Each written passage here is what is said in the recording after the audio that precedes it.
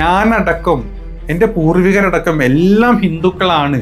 വെടിക്കെട്ട്, തൃശ്ശൂർ പൂരത്തിന് വെടിക്കെട്ട് പൊട്ടുന്ന പോലെ ഒരു 1.5 മണിക്കൂർ അങ്ങ് പ്രസംഗിച്ചിട്ട് ഇത്രയും കാലം സീറ്റിൽ മറ്റേ പശ വെച്ച് ഒട്ടിച്ച പോലെ 56 ഇഞ്ചെല്ലാം കൂടെ ചുരുങ്ങി ഒരു 16 ഇഞ്ചിലോട്ട് മാറിയിട്ടുണ്ട് നമ്മുടെ മോദിജിയുടെ.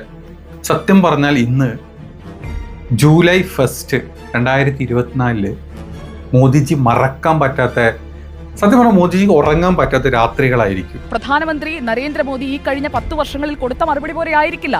അതായത് ഫസ്റ്റ് ബാറ്റിംഗ് എങ്ങനെയാണോ അതിന്റെ റിട്ടേൺ എന്ന് പറയുന്നത് അതിനേക്കാളും സ്ട്രോങ് ആയിരിക്കും. എന്നാലേ കളി ജയിക്കാൻ കഴിയുകയുള്ളൂ. അപ്പോൾ കളി ജയിക്കുക എന്ന ലക്ഷ്യത്തോടെയാണ് നരേന്ദ്രമോദി നാളെ ക്രീസിലേക്ക് ഇറങ്ങുന്നതെങ്കിൽ മറുപടി ബാറ്റിംഗ് എന്ന് പറയുന്നത് വെടിക്കെട്ട് ബാറ്റിംഗ് ആയിരിക്കും.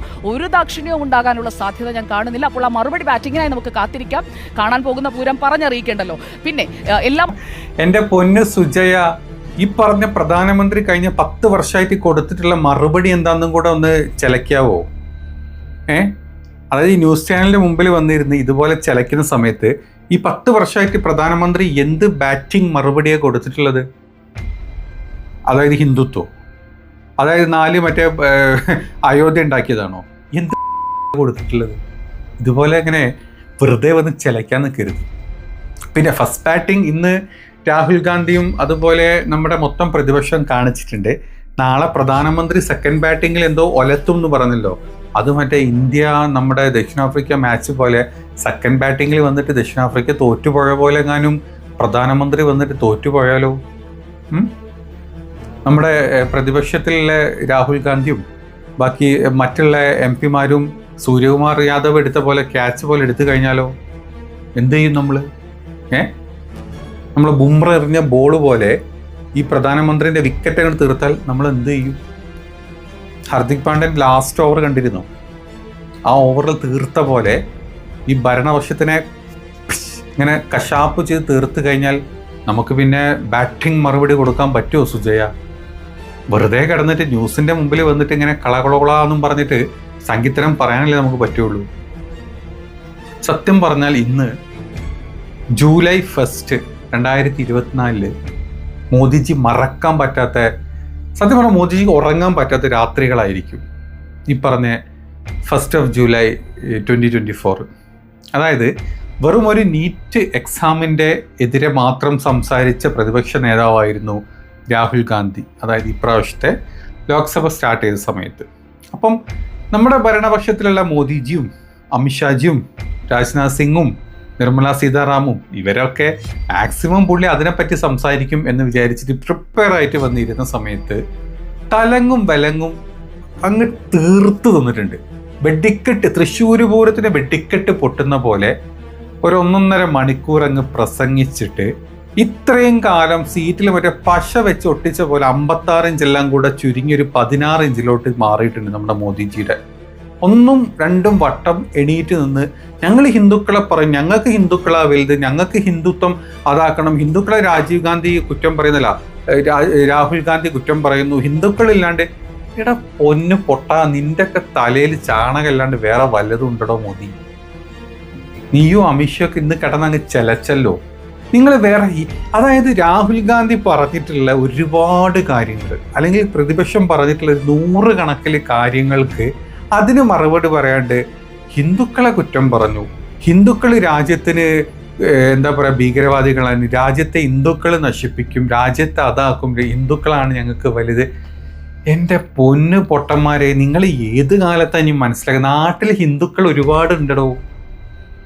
ഈ രാജ്യം ഹിന്ദുക്കളാണ്, 80% ഹിന്ദുക്കളാണ്.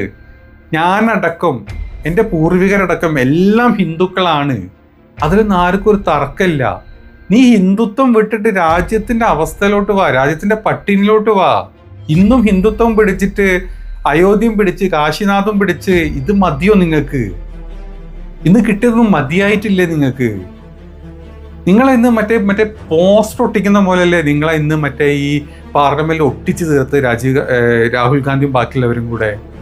എന്നിട്ടും പഠിക്കുന്നില്ലേ നിങ്ങൾ? ഇനി എത്ര വട്ടം നിങ്ങൾ സത്യം പറഞ്ഞല്ലോ, നിങ്ങൾ തൂറി മെഴുകിയില്ലെന്ന്. എന്നിട്ട് പോലും നിങ്ങൾക്ക് ആ തീട്ടതൊന്നും എണീറ്റ് വരാൻ പറ്റിയോ നിങ്ങൾക്കെന്ന്? എൻ്റെ പൊന്നു മോദിജി, നിങ്ങളൊരു കാര്യം മനസ്സിലാക്കുക. ഈ ഹിന്ദുത്വവും അല്ലെങ്കിൽ വർഗീയതയും RSSും സംഘപരിവാറും ഒന്നുമല്ല നാട് ഇന്ത്യ എന്ന് പറഞ്ഞത്. ഇന്ത്യ ഒരു ജനാധിപത്യ മതേതര രാജ്യമാണ്. ഇനിയെങ്കിലും അത് മനസ്സിലാക്കിയിട്ട് അതിനനുസരിച്ച് പ്രവർത്തിക്കാൻ നോക്ക്. ഒന്നുമില്ലെങ്കിൽ ഇന്ന് മഹുവയുടെ പ്രസംഗത്തിന്റെ ഇടയ്ക്ക് ഇറങ്ങിപ്പോയില്ലടോ താൻ.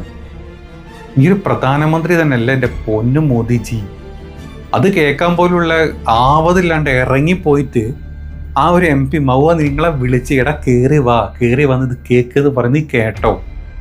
കേൾക്കാൻ നിങ്ങളെ കൊണ്ട് പറ്റില്ല. കാരണം നമുക്ക് ആകെ ഹിന്ദുത്വം എല്ലാം അറിയുള്ളൂ.